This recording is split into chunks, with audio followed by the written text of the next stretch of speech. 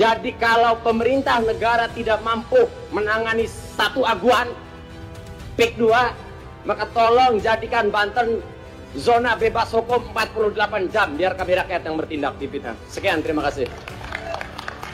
Sampai hari ini pun Kapolri coba nanti dipanggil. Kenapa sampai hari ini tidak ada satu patah kata pun dari Kapolri bicara tentang PIK 2? Hakikatnya kita tidak mewarisi bangsa ini dari para pendahulu kita, daripada pendiri bangsa kita. Tapi sejatinya kita sedang mendapat titipan amanah bangsa ini dari anak cucu kita, generasi selanjutnya. Maka sudah menjadi kewajiban tanggung jawab kita agar apa? Negara ini sampai kepada rakyat kita. Jangan sampai negara ini nanti sampai kepada rakyat kita namanya sudah bukan lagi Negara Kesatuan Republik Indonesia. Ada Bu Menuk Wulandari, beliau Ketua Aliansi Rakyat Menggugat dengan sejumlah timnya. Ada juga Bang Edi Mulyadi, wartawan senior yang juga menjadi salah satu prinsipal.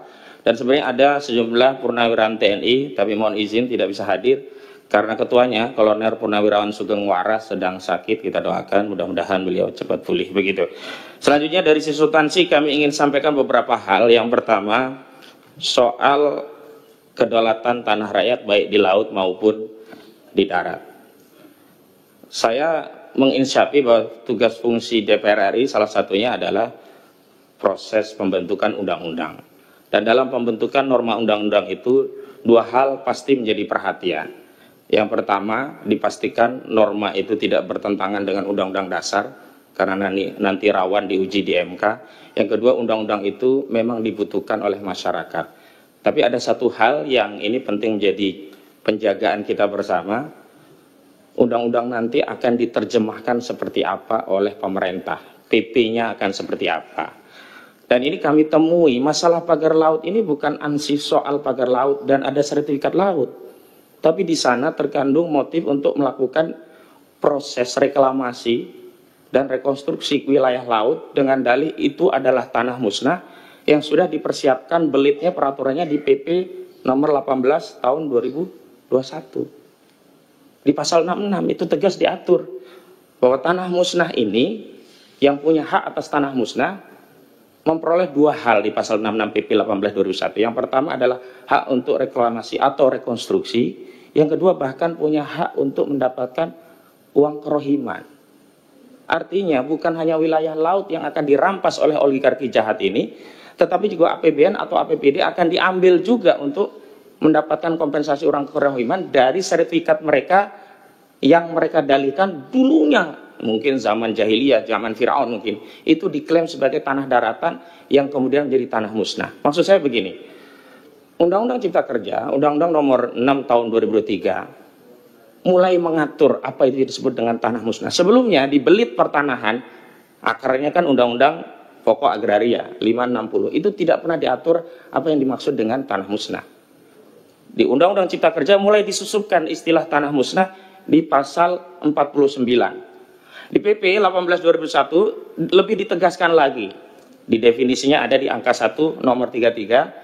Dan bahkan di pasal 66 PP 18 2001 itulah yang menjadi dasar legitimasi bagi pihak-pihak yang ingin membangun industri properti di wilayah laut bisa memperoleh hak, tapi bukan reklamasi seperti di pantai utara Jakarta. Mereka melakukan reklamasi dan rekonstruksi dengan dalih mereka punya sertifikat hak, apakah itu SHGB atau SHM, yang didalihkan sebelumnya ini adalah tanah daratan yang terkena abrasi, dianggap tanah musnah. Clear ini yang sedang terjadi, upaya hendak merampas wilayah tanah laut kita berdalih PP 1821 dari pintu pasal 66. Maka mulai bekerja mereka menyiapkan alas haknya. Kepala Desa Kohot ini punya tugas untuk menyiapkan narasi. Dulu ada girik-girik tahun 80-an, 81, 82 yang seolah-olah ada di wilayah laut, yang kemudian menyelibatkan kantor jasa surveyor berlisensi yang dia juga tekan seolah-olah wilayah itu ada di wilayah daratan, maka diterbitkan oleh BPN ini. Jadi mafianya itu melibatkan BPN juga, karena produk itu tidak mungkin terbit kalau BPN melakukan tindakan yang benar-benar sesuai aturan. Contoh, tidak mungkin ada pengukuran sertifikat di laut kemudian diloloskan sertifikatnya. Terakhir 263 SHGB itu sudah diakui punya salah satu properti yang kita ketahui dia rajanya reklamasi.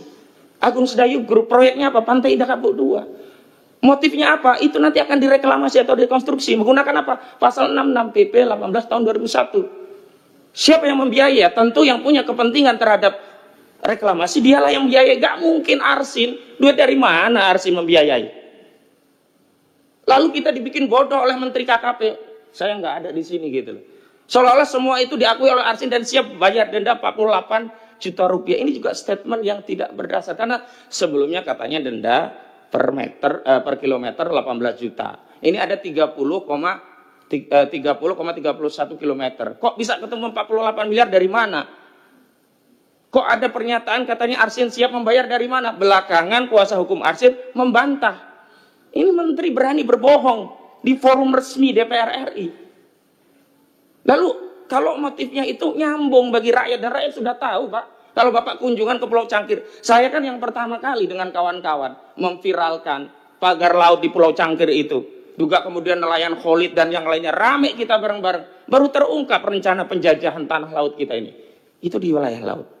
Dan mohon maaf, itu tadi bisa jadi karena pertimbangan DPR ketika membuat peraturan hanya berkutat kepada apakah ini dibutuhkan masyarakat, yang kedua apakah bertentangan atau tidak dengan undang-undang dasar, tapi tidak berpikir nanti akan diterjemahkan seperti apa oleh eksekutif, PP-nya nanti seperti apa. Ternyata PP itu merinci dengan sesuatu yang tidak pernah diatur dalam undang-undang. Nggak ada hak reklamasi yang diatur dalam undang-undangnya, tiba-tiba dimunculkan dalam PP-nya. Jahat sekali, ini oligarki sudah masuk ke relung-relung bernegara kita. Saya bicara atas nama negara, bukan hanya rakyat hari ini.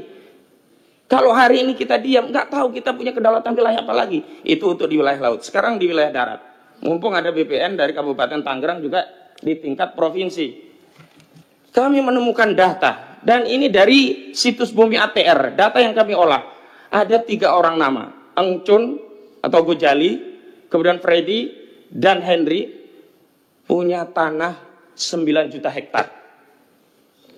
9 juta meter persegi atau 9.000 hektar. 900 hektar, mohon maaf, salah. Ya, 9 juta meter atau 900 hektar. Ini nggak mungkin bisa diloloskan kalau nggak terlibat pejabat bermain di dalamnya. Dan tanah-tanah inilah yang modus merampas tanah rakyat itu ya. Mereka main dengan BPN, terbitkan sertifikat itu diklaim oleh oligarki melalui sejumlah nama Alibaba yang dipakai ini, kemudian diterapkan kepada tanah rakyat. Tanah rakyat nanti dinego, mau jual murah nggak? Kalau nggak mau jual murah, bertarung di pengadilan, kalahlah di pengadilan. Semua ini sudah dikuasai. Apalagi rakyat yang tadinya belum punya sertifikat. Yang belum punya sertifikat baru kiri, nggak bisa ditingkatkan. Kenapa? Karena sudah diblok oleh BPN. NIB-nya, nomor induk bidangnya sudah diblok oleh BPN. Ini kenyataan yang terjadi. Selanjutnya, saya mau katakan, kasus ini bukan baru kemarin, Pak. Sejak 2017, kami hadirkan saksinya. Ada di belakang itu Ibu Tin Soehartini. Tanya dirampas habis, sekarang sudah jadi PIK 2. Kemudian ada Kamakana, ada juga Charlie Chandra. Mohon maaf, isunya ini bukan anti etnis tertentu. Bahkan korbannya pun ada yang dari etnis Tionghoa. Ini tidak mungkin terjadi kalau tidak ada suatu kejahatan yang sifatnya terstruktur, sistematis, dan masif dilegitimasi oleh peraturan dan perundang-undangan. Selanjutnya saya mau bicara lagi tentang bentuk penekan apa sih modus operandinya di masyarakat. Bapak-bapak kan hari ini baru tahunya yang timbul sertifikat itu hanya di atas laut. Faktanya, Bapak cek di aplikasi Bumi ATR atau ATR BPN, di sungai-sungai sudah diterbitkan sertifikat oleh mereka. Jadi mau dikuasai semuanya, laut dikuasai, sungai dikuasai, darat dirampas. Kenapa kami konsisten menggunakan terminologi merampas tanah rakyat? Kenapa? Definisi merampas adalah mengambil tanah dari pemiliknya tanpa keridhaan. Baik karena harganya murah, tidak dibayar harga, apalagi dengan intimidasi dan sebagainya. Bapak coba ke Kronjo. Tanah di Kronjo itu ada yang dibayar berapa? Rp30.000 per meter. Ada yang Rp50.000. Itu pun belum dibayar semua. Ada seorang petani di Kronjo sedang menunggu panen sawahnya. Tiba-tiba datang tanah urukan menumbun tanah sawah tadi. Ini dekat dengan sungai yang sebelumnya sudah diuruk. Kalau sekarang sudah dinormalisasi, namanya Sungai Kalimalang. 20 meter lebarnya, 3 km diuruk. Karena rame inilah alhamdulillah dinormalisasi. Tapi di dekat situ juga ada sawah menjelang panen, tidak ditanya pemiliknya, langsung diuruk, kebingungan ini. Akhirnya apa? Mereka tanya ke kepala desa. Di kepala desa dijembatani, akhirnya dinego biar menerima 50 juta. Artinya kepala desa terlibat semua. BPN terlibat, kepala desa terlibat, DPRD dan Pemda terlibat dalam apa? Proses pembentukan RT RW-nya, rencana tata ruang dan wilayah. Walau belakangan rencana detail tata ruangnya belum ditindaklanjuti karena ketahuan semuanya. Apa dasar mereka? Rencana tata ruang di wilayah itu menyebabkan apa? BPN bisa menerbitkan sertifikat di wilayah laut seolah-olah itu kawasannya menjadi kawasan industri. Dan ini disebutkan juga oleh direktur dari Agung Sedayu Group Nono Sampono. Dan dia berdalih, oh itu kan dulu tanah terkena abrasi. Bohong nih Pak, gak ada tanah abrasi di Tangerang. Kalau mau saya kasih garis besarnya, tanah abrasi itu mungkin terjadi di pantai selatan karena angin kita arahnya ke Australia. Kalau pantai utara bukan abrasi, malah terjadi sedimentasi karena ada material dari laut yang dibawa ke daratan. Makanya Wahyu Sakti Tenggono udah bilang motif pagar laut itu adalah untuk mengumpulkan sedimentasi. Pertanyaannya, dia sudah tahu itu motifnya. Lalu dari mana dia bisa bicara itu? Kalau terjadi sedimentasi untuk apa? Untuk kolam penangkaran buaya? Nggak mungkin. Itu tadi ini dalam rangka untuk membangun kawasan industri properti. Aguan ini sudah pernah gagal di Jakarta, mau dia coba sekarang di wilayah Banten dan semua wilayah lainnya sudah ada. Dan mohon maaf Pak, kalau diperhatikan kenapa ada fenomena sertifikat di atas laut, itu semuanya rata-rata setelah tahun 2021 mereka memanfaatkan PP 1821 pasal 66 karena mereka ingin mendapatkan hak untuk melakukan reklamasi atau rekonstruksi berdalih tanah mereka menjadi tanah musnah. Bapak pimpinan yang saya hormati juga anggota dewan yang terhormat, saya ingin fokus juga kepada apa sih peran kita sesuai dengan fungsi yang melekat pada kita, termasuk kewenangan kita. Kalau dari kami Pak, kami sudah sampaikan memang kami menggugat. Ada 9 entitas yang kami gugat. 1 sampai 8 sebagai tergugat, 1 sebagai turut tergugat. Turut tergugatnya adalah Kementerian Keuangan. Untuk apa? Bukan untuk kami gugat untuk membayar negara kepada kami, bukan. Untuk menerima hasil gugatan kami agar dibayar kepada negara karena kerugian ini dialami oleh seluruh rakyat agar diterima melalui Kementerian Keuangan. Mohon izin saya sampaikan tergugat satunya Aguan atau Sugianto Kusuma, tergugat 2 Antoni Salim, tergugat 3 adalah PT Pantai Indah Kapuk, tergugat 4 adalah PT Mandiri Lestari ya, Mandiri Sukses Makmur Lestari. Kemudian ada tergugat berikutnya ada Jokowi, ada Erlangga Hartarto. Ada tadi yang disebutkan dari Abdesi, Surtawijaya, dan Mas Kota. Saya menjadi saksi, ada pos Abdesi di Kecamatan Kronju, dekat tikungan yang di sana ada patung ikan dan udang. Belok kiri sedikit, disitulah. Sebelumnya waktu saya dengan kawan-kawan dari LBH Muhammadiyah belum hadir di situ, itu masih terpampang plakatnya. Tapi ketika rekan Gufroni dari LBH Muhammadiyah membuat video di depan kantor Abdesi itu sekarang udah dihilangkan. Saya bilang kepada saudara Gufroni, laporkan saja itu obstruction of justice, itu menghilangkan barang bukti keterlibatan Abdesi dalam perampasan tanah rakyat. Karena itu agar kita bisa berbagi juga dengan yang lainnya, satu hal yang ingin saya sampaikan juga bahwa PP ini Pak, Januari 2026 akan menihilkan hak rakyat di mana bukti-bukti kepemilikan rakyat tanah adat yang selama ini sudah menjadi pegangan mereka seperti Giri, Kikitir, Kohir, dan seterusnya, itu tidak akan diakui. Nanti oligarki ini kalau mau ngerampas tanah lebih mudah dia, cukup main dengan BPN. Sekarang saja yang PP ini belum berlaku, per Januari masih diakui Giri, masih boleh untuk peningkatan hak untuk menjadi SHM atau SHGB. Itu saja sudah banyak yang dirampas dengan modus menimpakan di overlap. Produk BPN ini di overlap punya rakyat. BPN kemudian ngepro kepada oligarki. Makanya kemarin nggak benar itu Pak. Katanya sudah diberi sanksi tegas. Itu yang diberi sanksi tegas udah pensiun. Salah satunya kepala BPN kabupaten itu. Dari mana orang pensiun diberi sanksi tegas dan diturunkan dari jabatannya? Jabatan apa? Kok kita semua sekarang dibodoh-bodohi begini Pak? Kita mau bernegara seperti apa kita ini? Apakah kita akan membiarkan negara ini dikuasai oleh swasta? Apakah, nah tadi negara, kita itu entitas negara loh Pak. Kok kalah dengan swasta? Sebagai contoh, di Lemok, desa itu ada apartemen tinggi. Kepala desanya nggak tahu siapa warga desanya. Ketika masuk mau data nggak boleh. Jadi di PIK itu seperti ada entitas terpisah dari Negara Kesatuan Republik Indonesia. Maka mohon maaf, jangan tersinggung kalau saya berulang kali mengatakan jangan-jangan ada Negara Kesatuan Republik Aguan. Maksudnya itu. Sampai hari ini pun Kapolri coba nanti dipanggil. Kenapa sampai hari ini tidak ada satu patah kata pun dari Kapolri bicara tentang PIK 2? Apakah kemudian negara ini sudah segitunya gitu loh? Dan mohon maaf, ini yang saya ingin sampaikan. 3 hari yang lalu saya kunjungan ke Kesultanan Banten bernama sejumlah purnawiran TNI. Ada Laksamana Slamet Subianto Purnawirawan, ada Pak Samsu Jalal Purnawirawan, juga ada Pak Sunarko Purnawirawan, Maijen sama Laksamana. Kami menerima keluhan dari Banten. Apa coba sekarang narasi yang berkembang di wilayah Banten?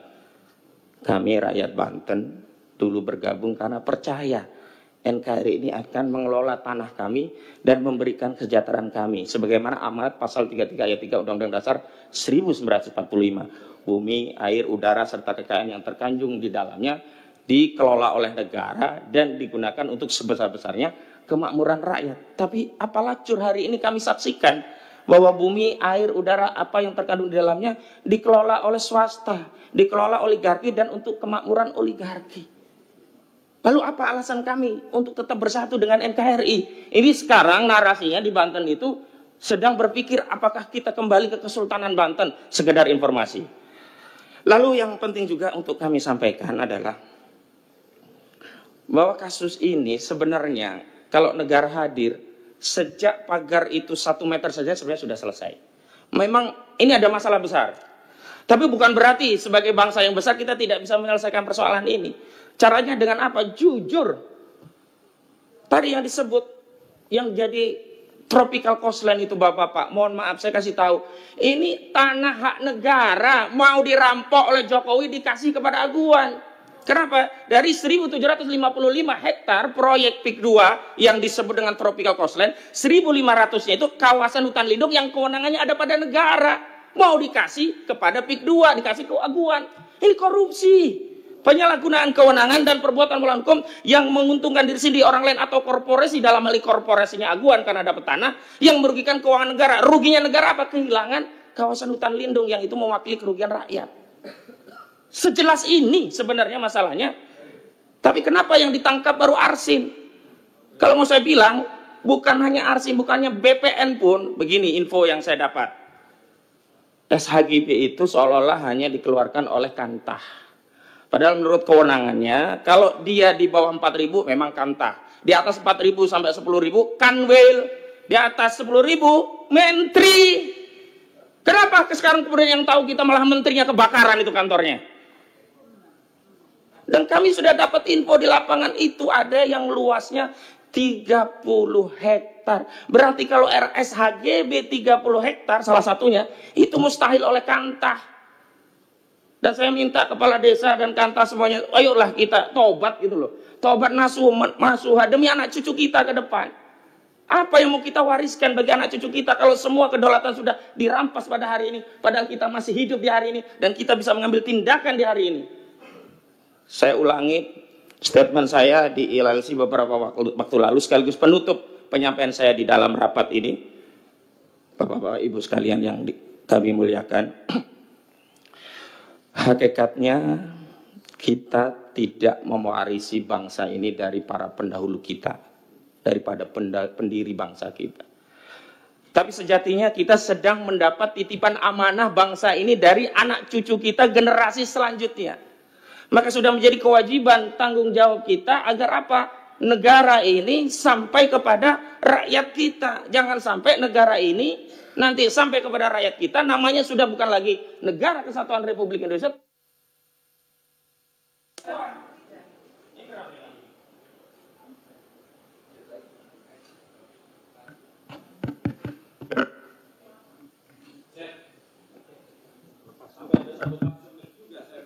Enggak. Saya klarifikasi itu enggak ada sabotase. Kalau sabotase berarti saya instruksi. Tapi ini kan enggak, mati sendiri. Oke. Saya memberikan waktu seluas-luasnya, Bapak mau bicara apa saja silakan. Tolong dicek dulu, mungkin ada yang kesenggol kabel-kabelnya. Ini biasanya ada yang kesenggol kabel-kabelnya.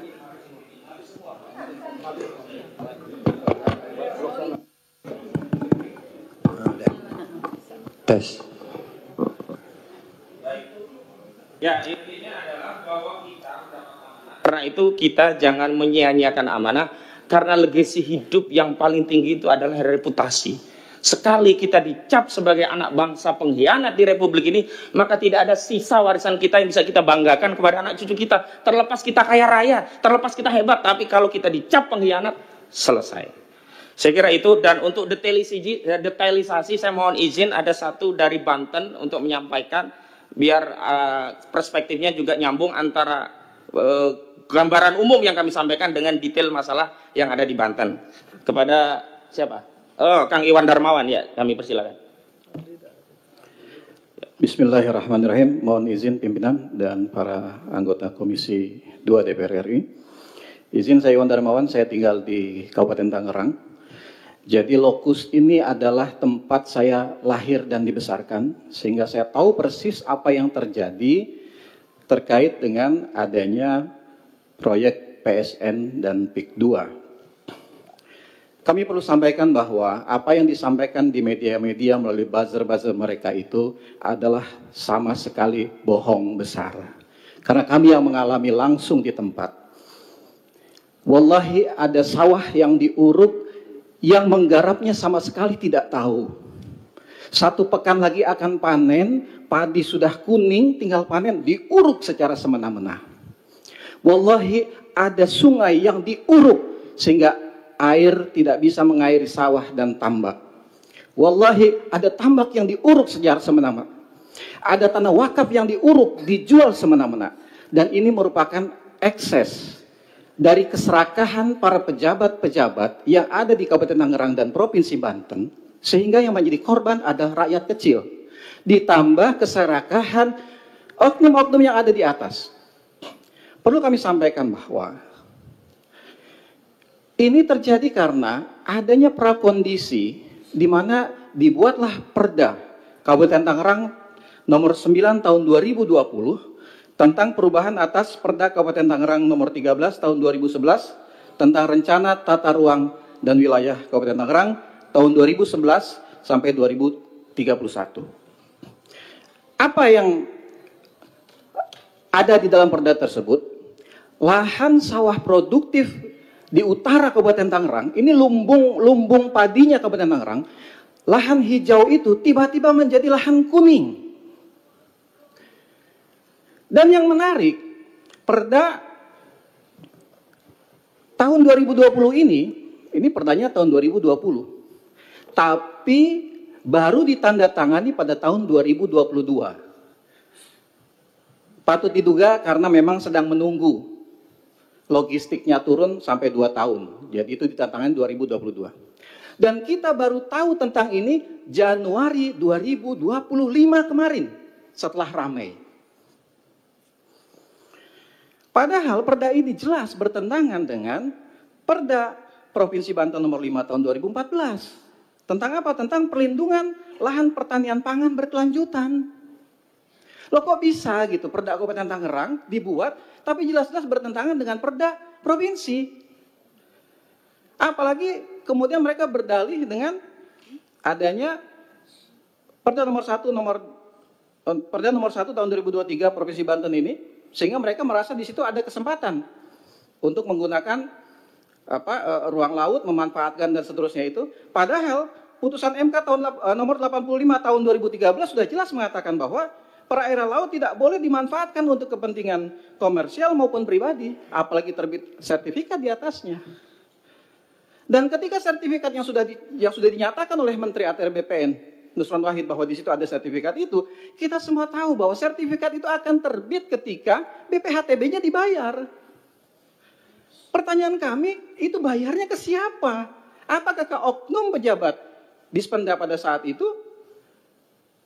Ke pribadi kah atau memang masuk ke kas kabupaten? Dan jumlahnya fantastis. Artinya bahwa ini betul-betul secara sistemik, secara terstruktur, kejahatan kemanusiaan ini dari atas sampai bawah, atau kalau dibolak-balik dari atas sampai bawah itu merata. Dan hari ini sampai dengan hari ini rakyat masih terus ditakut-takuti. Sedianya kami juga membawa bahan-bahan dan saksi di lapangan, tetapi mereka sangat ketakutan dan mereka masih sekarang agresif. mendatangi pemilik lahan. Bayangkan, yang tidak mau menjual dikriminalisasi. Saksinya ada, buktinya ada, orangnya ada. Dan bukan cuma satu, banyak.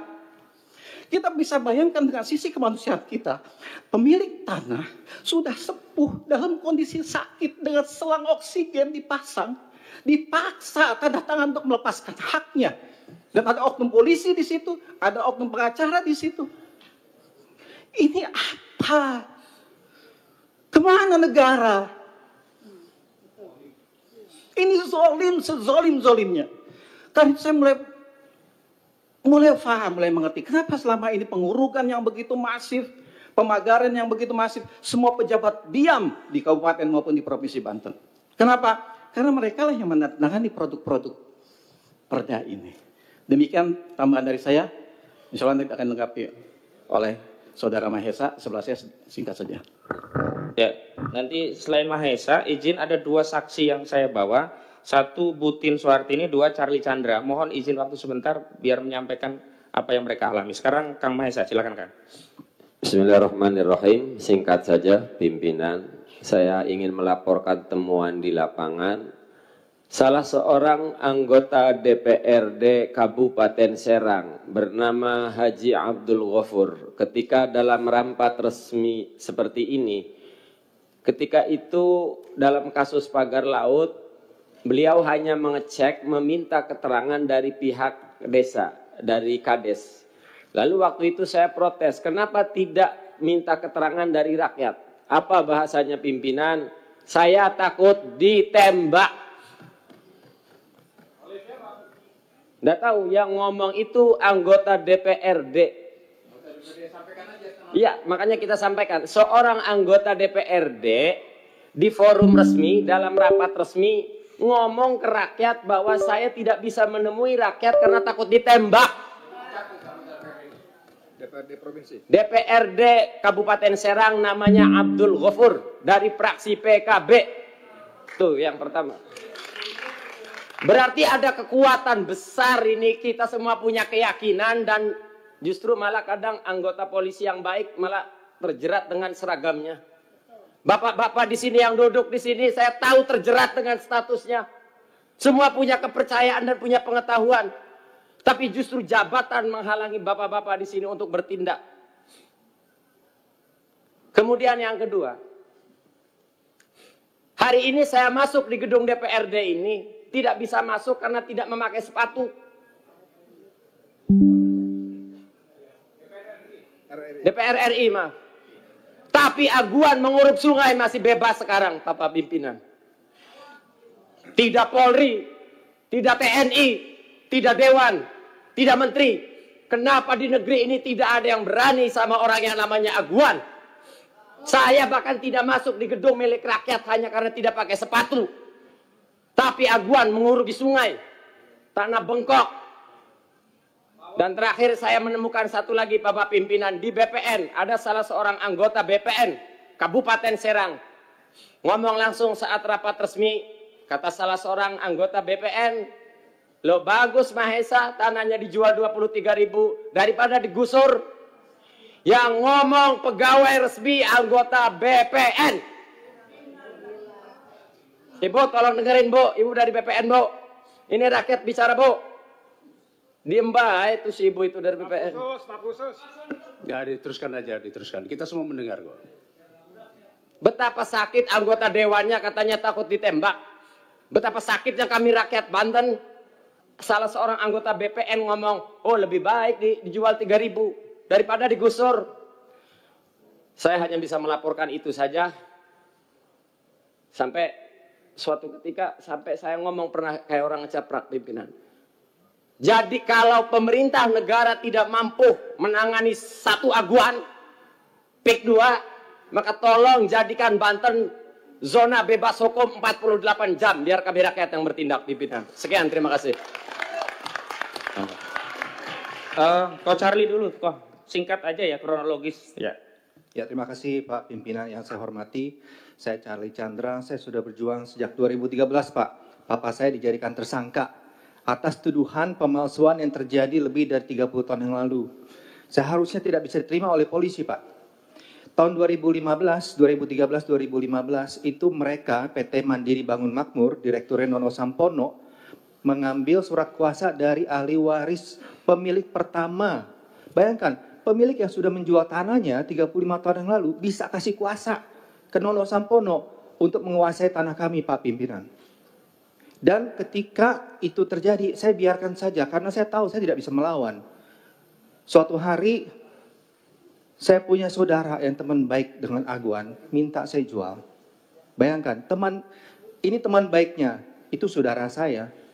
Ketika saya mencoba negosiasi, malah saya dilaporkan ke polisi, Pak. Saya diundang ke kantor PIK 2, di situ sudah ada penyidik. Penyidik yang mentersangkakan papa saya sendiri, Pak. Dan ketika saya menolak, saya dilaporkan penggelapan. Sertifikat atas nama ayah saya sendiri, di mana penggelapannya. Dan itu sudah naik ke penyidikan, Pak. Akhirnya saya ketemu dengan polisi yang baik, yang lurus. Bapak Hengki Haryadi, dan itu di SP3 dengan alasan tidak cukup bukti. Namun, ketika saya mau balik nama dari ayah saya ke semua ahli waris, saya dilaporkan lagi. Tuduhannya pemalsuan surat. Sangat aneh, Pak. Ini pemalsuan surat masih haknya di kami kok. Nah, di sini ada oknum BPN yang bermain, Pak. Karena ketika PPAT memberikan berkas ke BPN, tiba-tiba berkas itu bisa beralih ke PT Mandiri Bangun Makmur yang dijadikan dasar untuk melaporkan saya 2 bulan kemudian. Jadi bulan Januari kita mengajukan balik nama, 22 hari kemudian BPN wilayah Banten membatalkan sertifikat saya yang sudah berumur 35 tahun dengan alasan cacat administrasi. Padahal kami ada putusan pengadilan, kami menang, Pak. Ini BPN kok bisa menjadi pengadilan sendiri? Setelah dibatalkan, 1 bulan kemudian saya dilaporkan. Bayangkan, apa hak mereka melaporkan saya ketika saya mau balik nama? Sertifikat itu masih atas nama ayah saya kok. Apa hak mereka? Nggak ada hak sama sekali. Tapi kita sebagai rakyat biasa, nggak ada yang dengar, Pak. Saya sudah di ruangan ini, November 2023, duduk di kursi yang sama, melaporkan hal ini. Apa yang terjadi seminggu kemudian saya dijadikan tersangka. Nggak ada yang bisa melindungi kami kecuali Tuhan, Pak. Sekarang saya berharap kepada pemerintahan yang baru agar keadilan bisa diluruskan. Saya minta agar kriminalisasi terhadap saya dihentikan di Polda Banten. Saya minta ini dihentikan di SP3. Karena tidak ada tindak pidana, saya mau balik nama sebelum adanya pembatalan. Kalau saya mau balik nama sesudah ada pembatalan, oke, paham. Ini sebelum, mereka nggak ada hak, Pak. Dan kedua, saya sudah minta kepada Bapak Nusron Wahid untuk memulihkan SHM saya. Karena SHM yang sudah 35 tahun tidak bisa dibatalkan dengan alasan cacat administrasi. Hak kontarius sudah hilang. Harus ada putusan pengadilan. Lalu apa dasar mereka membatalkan sertifikat saya? Dengan alasan cacat administrasi 35 tahun kemudian. Dasarnya adalah permintaan dari Nono Sampono yang memberikan jaminan bahwa BPN tidak akan kena sanksi pidana dan perdata. Itu saja dari saya. Terima kasih, Pak Pimpinan. Ko Charlie Chandra, terima kasih. Selanjutnya Butin Suhartini. Kalau tidak ada mic, tolong maju ke depan sebentar ke tempatnya Ko Charlie. Oh, sudah ada. Ya, silakan. Assalamualaikum. Mic-nya di dekat nih. Terus, kencengin aja kalau Pak. Agak dekat, Bu. Ya. Assalamualaikum warahmatullahi wabarakatuh. Waalaikumsalam warahmatullahi wabarakatuh. Bismillahirrahmanirrahim. Ya, saya adalah pemilik tanah yang berada di Tanjung Burung yang berdekatan dengan perencanaan PIK 2. Saya mempunyai tanah itu dari tahun 1974. Ketika tahun 2016, tanah itu masih ada isinya, masih ada ikannya, sudah ditutup, diuruk maksudnya. Saya membayar, tadinya saya sudah membayar amnesti pajak, membayar pajak setiap tahun. Tidak ada yang tidak dibayar sampai tahun 2024. Jadi ketika saya memohon kepada PT itu untuk membayar tanah saya, dia beralasan saja, tidak mau membayar sampai saat ini. Ya itulah Itu penjelasan dari saya, mohon Bapak-bapak yang terhormat untuk membantu masyarakat yang di Tanjung Burung pun banyak yang masih belum dibayar, Pak. Artinya dirampas, betul. Itulah penjelasan saya. Terima kasih. Baik, terima kasih. Terakhir, pimpinan ada kesimpulan dan rekomendasi yang kami ingin sampaikan. Izin koordinator biar sebentar. Oh iya, silakan. Ya. Terima kasih pimpinan. Jadi gini pimpinan, saya hanya ingin mempertegas. Sebentar, kami perkenalkan, azamkan kuasa hukum tim advokasi perampas tanah rakyat. Silakan Bang Azam. Iya, terima kasih. Assalamualaikum warahmatullahi wabarakatuh. Dengan segala hormat, karena tempat ini saya anggap mulia, baik di hadapan kita dan di hadapan Allah Subhanahu wa taala, semua akan mempertanggungjawabkan. Maka dari ini saya hanya mempertegas bahwa ada pasal memang 49 Undang-Undang Cipta Karya itu yang sering digunakan istilah tanah musnah untuk mendapatkan hak reklamasi. Artinya apa? Artinya memang undang-undang ini memang diciptakan untuk menguasai darat, lautan, sungai, danau, ya, yang sifatnya itu juga ditok oleh DPR. Nah, ini juga penting untuk kita sampaikan. DPR sebagai Dewan Perwakilan Rakyat juga harusnya mengukur sebelum mengetok undang-undang tersebut. Karena apa? Ini menyangkut hak wilayah daulat rakyat sesuai kekuatan pasal 2 Undang-Undang Dasar 1945. Jadi harapan saya apa yang disampaikan koordinator tadi sudah cukup jelas, bahkan beberapa saksi-saksi yang menjadi korban paksa baik di Teluk Naga, di Banten maupun di Tangerang dan juga di Sumeneb, karena persoalannya adalah mereka ini bermain kepada oknum-oknum BPN dan ini harus juga dibersihkan. Karena BPN juga banyak sekali bermain kejahatan-kejahatan model begini. Karena mereka mendapatkan uang fasilitas dan segala macam. Tapi berani mengorbankan atas segala keinginan para oligarki. Dan ini tolong juga apa yang terjadi di Sumeneb, di Gresik Putih. Dan bahkan jajaran wilayah Madura juga dan Sidoarjo itu sama. Harapan saya kepada pimpinan untuk mempertegas koordinasi kepada Polda, Mabes maupun juga ATR BPN. Untuk dicabut kalau sudah tidak sesuai dengan undang-undang. Dan memang tidak pernah ada undang-undang yang menyatakan bahwa laut, danau, sungai itu bisa dibuat sertifikat, baik sertifikat hak milik maupun HGB, apalagi selain dari itu. Saya kira mungkin itu tambahannya. Terima kasih, kami dari tim lawyer penggugat nomor 754 di PN Pusat. Koordinatornya Ahmad Ghasinuddin dan beberapa rekan ini, Jack, ada Soraya, ada Mas Juju dan banyak sekali yang hadir rekan-rekan lawyer di sini dan prinsipal juga Mas Edi ada. Terima kasih. Harapan saya dengan DPR ini benar-benar nanti artinya tidak seremonial gitu loh pimpinan, tapi benar-benar ini diperhatikan karena ini masalahnya rakyat dan DPR kembali kepada rakyat, mempertanggungjawabkan kepada rakyat selain kepada Allah Subhanahu wa taala. Terima kasih.